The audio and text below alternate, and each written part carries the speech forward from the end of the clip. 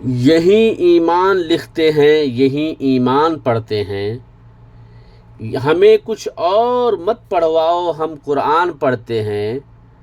यहीं के सारे मंदिर हैं, यहीं के सारे मौसम हैं। वो अंधे हैं जो इन आँखों में सिर्फ नफ़रत ही पढ़ते हैं। अस्सलामु अलैकुम वरहमतुल्लाहि वबरकातुहू। दोस्तों, मैं हूँ ज़िया खान और आप देख रहे हैं सियासी अड्डा। माहिन अली ने ट्वीट करके ये कहा है कि जब तक हज़रत मोहम्मद सल्लल्लाहु अलैहि वसल्लम के ख़िलाफ़ बोलने वाली बीजेपी प्रवक्ता नुपुर शर्मा की गिरफ़्तारी नहीं होती, तब तक ट्वीट पर सिर्फ एक ही ट्रेंड चलेगा, अरेस्ट नुपुर शर्मा। और उन्होंने ये भी कहा यूसीसी को लेकर के कि भारत में यूसीसी को लाना यूँ समझिए कि भारत के कानून को नामुकम्मल समझना हुआ, यानी अधूरा समझना हुआ, और मुस्लिम पर्सनल लॉ बोर्ड और मुस्लिम शनाख्त को ख़त्म करना हुआ। मुसलमान तो बिना खाए पिए तो रह सकते हैं, लेकिन बिना ईमान के नहीं रह सकते। और दोस्तों, एआईएमआईएम के राष्ट्रीय अध्यक्ष जनाब बैरिस्टर असदुद्दीन ओवैसी साहब ने भी यूसीसी यूनिफॉर्म सिविल कोड को लेकर के बहुत कुछ बातें कही हैं। वीडियो दिखाने से पहले एक छोटी सी अपील है कि अगर आपको वीडियो अच्छी लगे तो लाइक करें और कमेंट में आप सब अपनी अपनी राय ज़रूर दें कि भारत में यूसीसी लाना कैसा है। और चैनल पर नए हैं तो चैनल को सब्सक्राइब करके बेल आइकन की घंटी को भी दबाएं, ताकि आपको हर खबरें नोटिफिकेशन के माध्यम से सबसे पहले आपको मिलती रहे। आइए देखते हैं इस वीडियो को।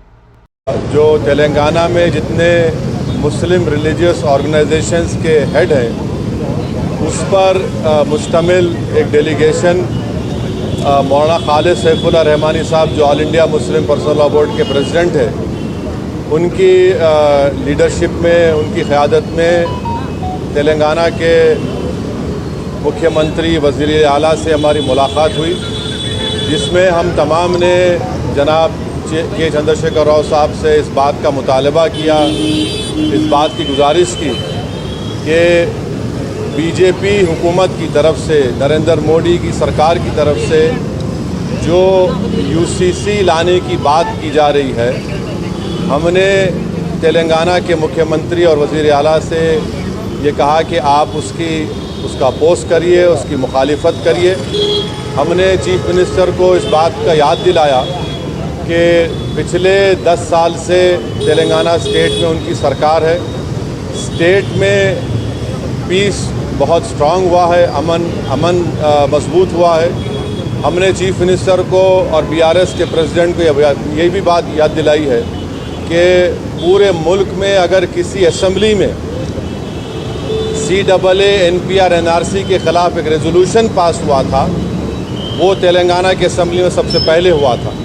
और हमने चीफ मिनिस्टर को अपने रिप्रेजेंटेशन में ये बात दिलाई कि जब CAA का रेजोल्यूशन तेलंगाना में असम्बली में पास हो रहा था, तो उस वक्त BRS की हुकूमत ने, सरकार ने उस रेजोल्यूशन में प्लुरलिज्म और सेकुलरिज्म की बात की।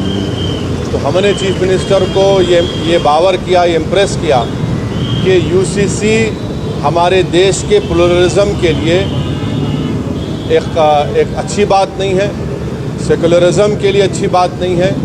हमने चीफ मिनिस्टर से all India Muslim personal law board ने, जो लॉ कमीशन को, जो all India Muslim personal law board ने एक नोट दिया है जो 74 पेजेस पर मुश्तमिल है, उसके इम्पॉर्टेंट पॉइंट्स हमारे प्रेसिडेंट मौलाना खालिद सैफुल्लाह रहमानी साहब उनको बताए हैं कि कैसे बीजेपी यूसीसी के नाम पर इस मुल्क के प्लुरलिज्म और सेकुलरिज्म को कमज़ोर करना चाहती है।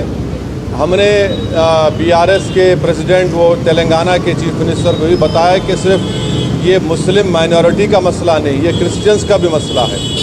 ये मसला ट्राइबल से भी जुड़ा हुआ है, और सिर्फ नॉर्थ ईस्ट के ट्राइबल नहीं है, तेलंगाना में ट्राइबल है, मध्य प्रदेश में ट्राइबल है, छत्तीसगढ़ में ट्राइबल है, गुजरात में ट्राइबल है, राजस्थान में ट्राइबल है। उनका एक कल्चर है और उसका तहफ़्फ़ुज़ करना। और ये सिर्फ ट्राइबल नहीं, बल्कि हमारे हिंदू भाइयों के लिए भी ये चीज़ अच्छी नहीं होगी, क्योंकि हिंदू अनडिवाइडेड फैमिली के तहत 3,000 करोड़ का टैक्स रिबेट हमारे हिंदू भाइयों को मिलता है। 2015 के इनकम टैक्स के फिगर्स हैं। और अगर यूसीसी आएगा तो Hindu succession act, Hindu marriage act, ये तमाम चीज़ें ख़त्म हो जाएंगी।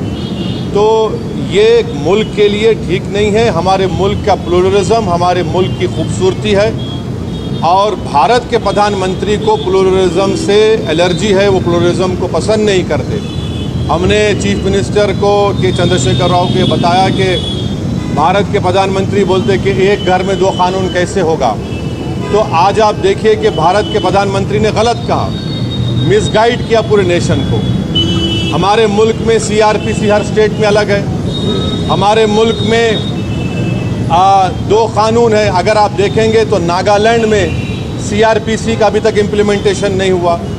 हमारे देश में अगर आप कोई बड़े बड़े मल्टीनेशनल कंपनीज़ है उनका आर्बिट्रेशन की हमने सहूलत दी कि वो सिंगापुर जाकर आर्बिट्रेशन करा सकते हैं। तो ये बात कहना प्रधानमंत्री का बिल्कुल गलत है। प्रधानमंत्री प्लुरलिज्म को पसंद नहीं करते। तो ट्राइबल का मसला है, सिर्फ नॉर्थ ईस्ट के ट्राइबल का नहीं है। अमित शाह अगर ये नागाज को बोल रहे हैं कि नहीं हम ट्राइबल्स को लॉ कमीशन एक्सेप्ट करेगा, तो फिर छत्तीसगढ़ के ट्राइबल का क्या होगा, तेलंगाना के ट्राइबल का क्या होगा, झारखंड के वो टेनेंसी लॉज का क्या होगा, छत्तीसगढ़ के ट्राइबल्स का क्या होगा। तो ये भारत की खूबसूरती उसका प्लुरलिज्म है, उसकी डाइवर्सिटी है, जो आरएसएस और बीजेपी को पसंद नहीं आती है। तो इसलिए हम सीएम से बात किए और चीफ मिनिस्टर ने साफ और वाज़े अल्फाज में in clear cut terms chief minister ने कहा कि बीआरएस पार्टी यूसीसी का अपोज करेगी। बल्कि चीफ मिनिस्टर आगे बढ़ के ये बात कहे हैं कि वो लाइक माइंडेड पार्टी से भी बात करेंगे। हमसे भी कहा कि हम भी जाकर लाइक माइंडेड पार्टी से बात करें।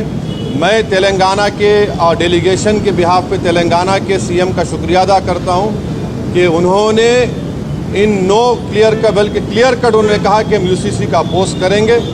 और देश में बहुत ज़्यादा दूसरे मसाइल हैं और उन मसाइल पर बीजेपी नाकाम साबित हो रही है, इसीलिए बीजेपी ये सब चीज़ें देश के सामने ला रही है। तो हम उनका शुक्रिया अदा करते हैं। उनकी पार्टी की तरफ से भी एक प्रॉपर मेरे ख्याल से आप लोगों को स्टेटमेंट भी आएगा। और मैं आपके ज़रिए से हमारे आंध्र प्रदेश के हमारे दोस्त जो चीफ मिनिस्टर जगन मोहन रेड्डी है उनसे भी मैं अपील करूंगा कि जगन मोहन रेड्डी के हम आंध्र की पॉलिटिक्स को समझते हैं, मगर हम उनसे अपील कर रहे हैं कि वो उनकी पार्टी यूसीसी का अपोज करे। जो पार्टी प्लुरलिज्म को मानती है, जो भारत के डाइवर्सिटी को मानती है, जो भारत एक मोज़ाइक है उसको मानती है, तो उनको यूसीसी को अपोज करना है। और अगर जगन मोहन रेड्डी टाइम देते हैं तो हम भी जाकर जगन मोहन रेड्डी से मुलाकात करेंगे। इस मीटिंग में और भी दूसरे इश्यूज़ भी उठे, माइनॉरिटी वेलफेयर के ताल्लुक़ से, ओवरसीज स्कॉलरशिप के ताल्लुक़ से, वक्फ प्रोटेक्शन के ताल्लुक़ से, ओल्ड सिटी में मेट्रो के ताल्लुक़ से, साथ ही साथ माइनॉरिटी फाइनेंस कॉरपोरेशन में जो लोन्स हैं, इंडिविजुअल लोन्स जो देना बंद किए हैं, तो चीफ मिनिस्टर ने कहा कि 4-5 दिन के अंदर वो एक 230 करोड़ रिलीज़ करेंगे, जिसमें ओवरसीज स्कॉलरशिप जो रुकी हुई है और दूसरे जो स्कीम्स हैं। तो ये एक मोटी मोटी बातचीत हुई है। तो हम ये सेक्रेटेरिएट के मसाजिद को जल्द से जल्द और जो दूसरे रिलीजियस स्ट्रक्चर्स हैं वहाँ पर प्लेसेस हैं उसको भी खोला जाएगा। और गच्चीबौली में जो इस्लामिक सेंटर है उसका भी काम शुरू होगा। ये बहुत से इश्यूज़ के ऊपर सीएम ने हमसे कम 1.5-2 घंटे बातचीत हुई है। हम शुक्रगुजार हैं। इस मीटिंग में KT रामाराव साहब भी थे। चीफ मिनिस्टर ने हमसे कहा कि मैंने इस मीटिंग की इम्पोर्टेंस को समझते हुए उन्होंने राज्यसभा और लोकसभा के अपने फ्लोर लीडर्स को भी बुला लिया और उनसे भी कहा कि वो यूसीसी के ताल्लुक से clear cut stand BRS party का है कि उसको अपोज करते हैं। ये आज की गुफ्तगू का एक मोटा है।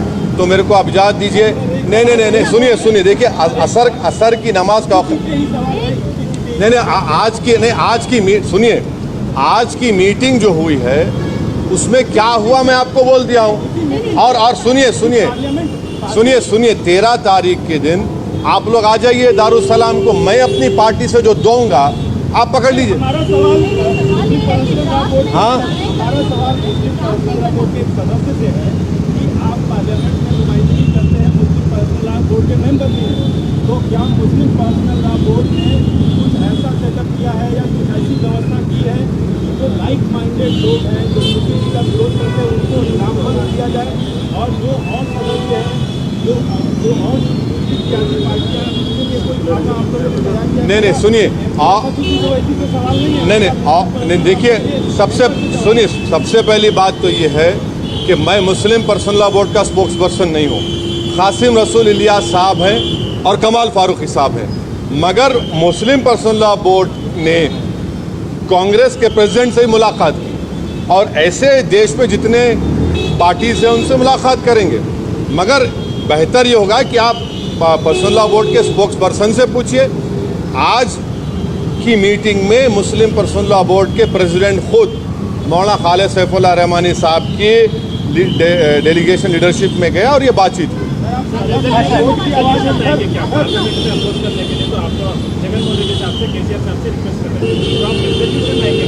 नहीं अभी देखिए ये क्या होगा, क्या करना है, ये वक्त बताएगा। अभी जो बातचीत हुई है वो मैं आपसे शेयर कर रहा हूँ। वो बीआरएस पार्टी बॉयकॉट करेगा, नहीं तो अगेंस्ट वोट करेगा पार्लियामेंट। बीआरएस सीएम के अल्फाज ये है कि बीआरएस पार्टी यूसीसी को अपोज करेगा। वो इसीलिए सीएम ने कहा कि मैंने इस मीटिंग की इम्पोर्टेंस को समझते हुए अपने दोनों राज्यसभा लोकसभा के फ्लो लीडर्स को बुलाया हूँ। नामा नागेश्वरराव साहब भी थे, के साहब भी थे। अब स्ट्रैटेजी ये सब बातें टीआरएस पार्टी आपसे करेगी, मैं नहीं कर सकता हूँ, मगर जो वहाँ पे बातचीत हुई वो आपके सामने रख रहा हूँ कि बीआरएस पार्टी यूसीसी का अपोज करेगी।